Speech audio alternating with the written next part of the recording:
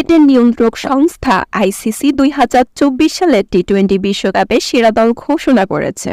বিশ্বকাপ জয়ী ভারতীয় দলের 6 জন খেলোয়াড় এ দলের একাদশে জায়গা করে নিয়েছে। তবে রানার্স আপ দক্ষিণ আফ্রিকার দলের কোনো খেলোয়াড়ের নাম উল্লেখ করা সম্ভব হয়নি।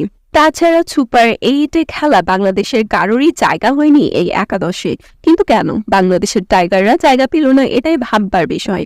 কেননা বোলিং লাইনে তানজিম সাকিব, রিশাদ হোসেন, তাসকিনরা খুব দুর্দান্ত ছিল। এরপরেও কেন জায়গা হলো না, এটা ভাববার বড় কারণ।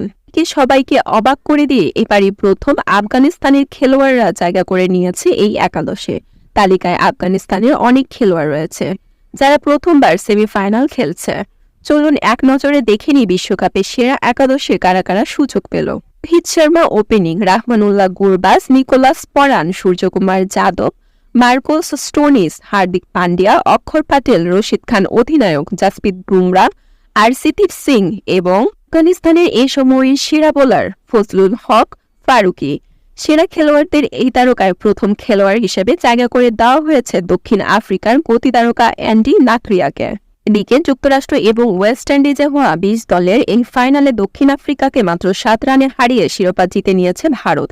দীর্ঘ 14 বছর পর বিশ্বমঞ্চে শিরোপার দেখা পেয়েছে ম্যান ইন ব্লুরা।